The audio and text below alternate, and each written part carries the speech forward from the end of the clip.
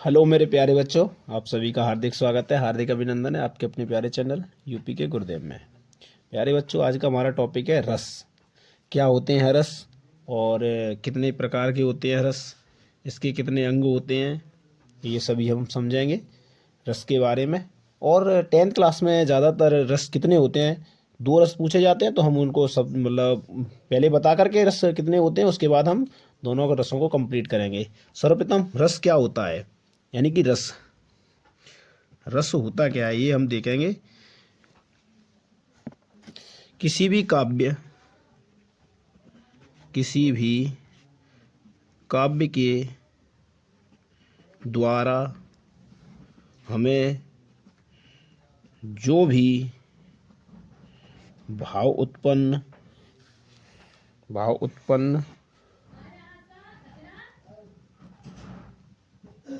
होता है उसे हम रस कहते हैं। उसे हम रस कहते हैं, ठीक है ना। किसी भी काव्य के द्वारा जो भी हमें भाव उत्पन्न होता है उसको हम रस कहते हैं। रस कितने प्रकार के होते हैं? अच्छा, सबसे पहले हमें रस तो साहित्य के संदर्भ में साहित्य के साहित्य के संदर्भ में साहित्य के संदर्भ में रस का सर्वप्रथम विवेचन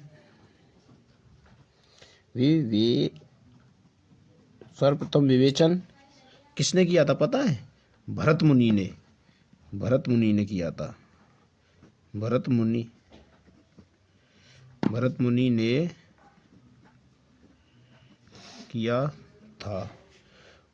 भरत मुनि ने किया था अपने सुप्रसिद्ध उनका सुप्रसिद्ध ग्रंथ नाट्य शास्त्र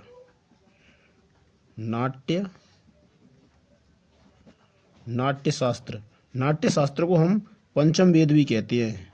पंचम वेद, नाट्य शास्त्र पंचम वेद में किया था, ठीक है ना। भरत मुनि ने नाट्यशास्त्र पंचम वेद में किया था।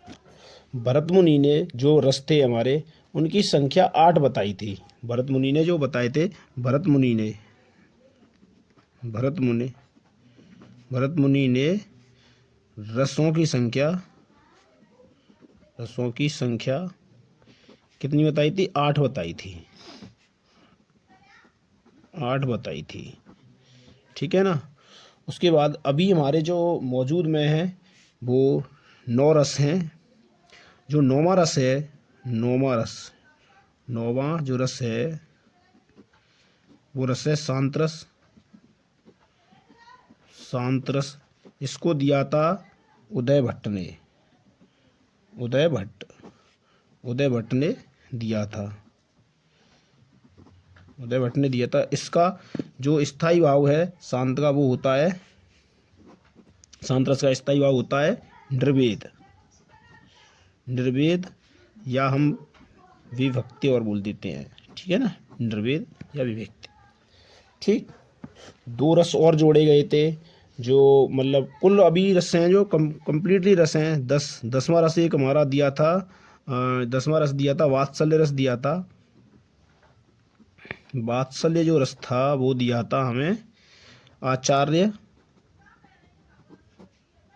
विश्वनाथ ने, ठीक है ना। आचार्य विश्वनाथ ने दिया था वात्सल्य रस का स्थायी भाव होता है स्नेह। ये 11वां रस हो रहा है, ये अंतिम रस है, इसे अंतिम रस भी कहते हैं। ये है हमारा भक्ति रस। ये हमें दिया था रूप गोस्वामी ने दिया था, ठीक है ना। और इसका हमारा स्थायी भाव होता है वात्सल्य रस का देवरति। ये हमारा स्थायी भाव होता है इसका। जो 11वां रस है इसका स्थायी भाव होता है देवरति, ठीक है ना, ये होता है। अब हम चलेंगे टेंथ क्लास में जो भी रस पूछे जाते हैं उनकी तरफ, टेंथ क्लास में सिर्फ 2 रस पूछे जाते हैं। अच्छा, कंप्लीटली पहले मैं सभी रसों की संख्या बता दे रहा हूँ, कितने रस होते हैं, कौन कौन से होते हैं, सभी बता के फिर हम अपने टेंथ क्लास में जो भी पूछे जाते हैं हम उन्हीं रसों को करेंगे, ठीक है ना। सबसे पहले पहला रस होता है हमारा श्रृंगार रस, ये होता है श्रृंगार रस, ठीक है ना, पहला रस हो गया ये। दूसरा होता है हमारा हास्य रस, हास्य रस, ठीक है ना, ये हमें पढ़ना है, हाई स्कूल में ये पूछा जाता है। दूसरा होता है हमारा, तीसरा होता है करुड़ रस, करुड़ रस, ये भी हाई स्कूल में पूछा जाता है, करुड़ रस, ये भी हमें पढ़ना है। बस यही दो रस हैं, ये हास्य और करुड़, यही दोनों हमें पढ़ने हैं जो टेंथ क्लास में पूछे जाते हैं। अब तो मैं तुम्हें सभी रस बता दे रहा हूँ कौन कौन से होते हैं, उसके बाद हम हास्य और करुड़ दोनों ही पढ़ेंगे, ठीक है ना। करुड़ रस, इसके बाद आता है वीर रस, पांचवा होता है आपका रौद्र रस, रौद्र रस, छठवां होता है आपका विभित्सा, विभत्स, विभत्स रस, सातवां होता है भयानक रस, भयानक रस, भयानक रस, और एक ये होते हैं भयानक, भयानक के बाद क्या, आठवां होता है अपना, आठवां होता है अद्भुत रस, अद्भुत, अद्भुत, अद्भुत रस, और नौवां होता है शांत रस, यही वही शांत रस जिसको हमें किसने दिया था, उदय भट्ट ने दिया था, ठीक है ना। और 10वां होता है, 10वां कौन सा होता है, वात्सल्य रस, वात्सल्य रस, और 11वां होता है आपका भक्ति रस। वात्सल्य रस को किसने दिया था, आचार्य विश्वनाथ ने, और भक्ति रस को किसने दिया था, रूप गोस्वामी ने, ठीक है ना। ये हमें यही पढ़ने हैं, और हमको पढ़ने हैं सिर्फ टेंथ क्लास में ये पूछे जाते हैं, हास्य और करुड़, बस हमें ये दो ही रस पढ़ने हैं, ठीक है ना। तो हम चलते हैं दोनों अपने रस की तरफ। हास्य रस की परिभाषा हम पहले लिखते हैं, सबसे पहले हास्य रस, हास्य रस क्या होता है, हास्य रस वो हम जानेंगे, ठीक है ना। हास्य रस, हास्य रस में क्या होता है, जब किसी व्यक्ति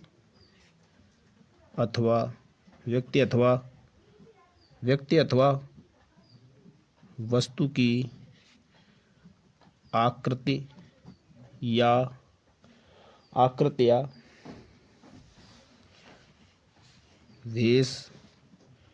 वेशभूषा को देखकर मन में जो विनोद का भाव उत्पन्न होता है उसे हास्य रस कहते हैं, हास्य रस कहते हैं। अर्थात में हम लिखेंगे, अर्थात में लिख देंगे हम, जब हास नामक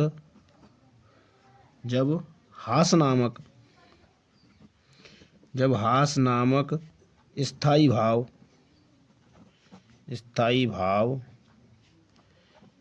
विभाव तथा संचारी भाव के संयोग से जो रस उत्पन्न होता है उसे हास्य रस कहते हैं, ठीक है ना, उसे हास्य रस कहते हैं। आप इसे लिख देना, चाहे आप इसे लिख देना, दोनों ही परिभाषा आपकी इंपॉर्टेंट है और दोनों ही परिभाषाएं मानी जाएंगी। वैसे दोनों लिख देंगे तो बहुत और अच्छी बात रहेगी, दोनों अगर याद कर लेंगे, मेन चीज़ है अगर दोनों याद रख लेंगे तो और अच्छी बात है, ठीक है ना। अब हम इसके उदाहरण की तरफ चलेंगे, उदाहरण इसके बहुत ही इंपॉर्टेंट है और उदाहरण भी पूछ लिया जाता है, तो 1-2 उदाहरण हम करेंगे, उसके बाद चलेंगे उदाहरण आपने सुने होंगे, उदाहरण एक सुना होगा आपने, एक उदाहरण सुना होगा, हासी को दंगा भयो नंगा के ब्याह में। हासी को दंगा भयो नंगा नंगा के ब्याह में। हासी को दंगा भयो नंगा के ब्याह में। ये आपका एक उदाहरण हो गया। दूसरा उदाहरण है आपका, दूसरा उदाहरण आपने सुना होगा, सिर पर जूता, सिर पर जूता, पैर में टोपी, चले देखने मेला गोपी। ये दोनों ही उदाहरण बहुत इंपॉर्टेंट हैं, एक ये भी और ये भी, ये दोनों उदाहरण बहुत इंपॉर्टेंट है। आप इसमें से याद कर लेना और एक लिख देना, बहुत सरल तरीके से, अच्छे तरीके से लिख देना, ठीक है ना। दोनों ही उदाहरण आपके बहुत ही इंपॉर्टेंट और अच्छे हैं, ठीक है। अब हम अपना कराएंगे करोड़ रस। करोड़ रस क्या होता है वो हम देखेंगे, ठीक है ना। करोड़ रस क्या होता है, करोड़ रस वो हम जानेंगे। जब किसी बंधु विनाश, बंधु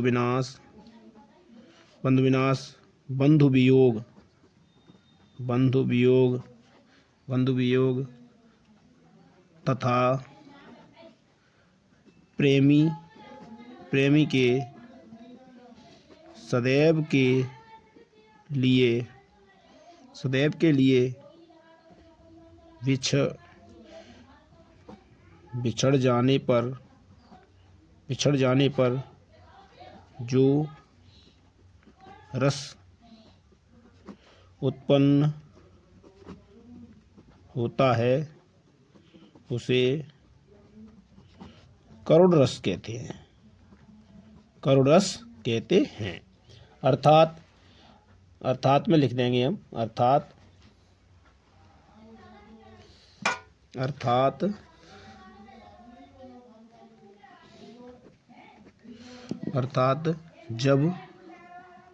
जब शोक नामक स्थायी भाव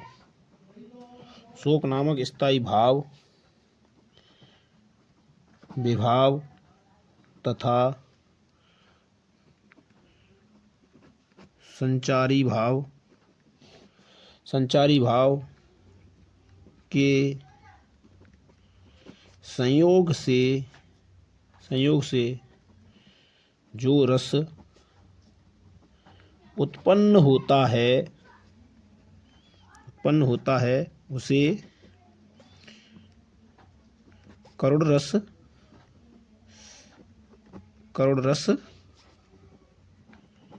कहते हैं, ठीक है ना। उसे करोड़ रस कहते हैं। दोनों ही परिभाषाएं इंपॉर्टेंट है।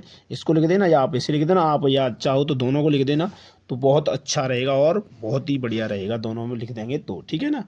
और वैसे एक लिख देना आप, कोई सी भी, दोनों ही परिभाषाएं आपकी इंपॉर्टेंट है, अच्छी हैं, दोनों ही मान्य है, ठीक है ना। तो अब हम इसके उदाहरण की तरफ चलेंगे। क्या होता है इसका उदाहरण वो बताएंगे, ठीक है ना। इसके उदाहरण लिखते हैं हम, ठीक है। सबसे इंपॉर्टेंट उदाहरण है आपका प्रिय पति मेरा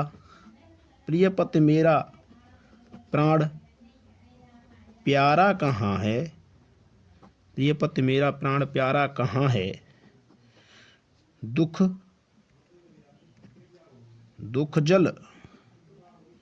जल निधि मैं डूबी का सहारा कहाँ है। प्रिय पति मेरा प्राण प्यारा कहाँ है। दुख जल निधि डूबी का सहारा कहाँ है। एक और उदाहरण है, एक उदाहरण जो आपने अगर कामायनी पढ़ी हो तो कामायनी से है, जयशंकर प्रसाद ने लिखी थी। उसमें क्यों झलक रहा दुख मेरा, क्यों झलक क्यों छलक रहा दुख मेरा, क्यों छलक रहा दुख मेरा, ऊषा ऊषा की मृदु उषा की मृदु पलकों में, उषा की मृदुल पलकों में, पलकों में। ये दोनों उदाहरण इंपॉर्टेंट है, आप दोनों ही याद कर लेना और एक आपका अच्छे तरीके से हो जाएगा, ठीक है ना। तो टेंथ क्लास में दो ही उदाहरण पूछे जाते, दो ही आपके रस पूछे जाते हैं, वो मैंने करा दिए हैं। और मैं आपको ये कुछ इम्पोर्टेंट शब्द बता दे रहा हूँ, उनसे आप मतलब ये है कि उदाहरण पहचान लेंगे कि ये कौन सा उदाहरण है, किसका उदाहरण है, ठीक है ना। तो मैं वो करा दे रहा हूँ। सबसे पहले मैं हास्य रस का बता दे रहा हूँ आपको। हास्य का, हास्य रस, अगर किसी उदाहरण में हास्य रस है तो उसमें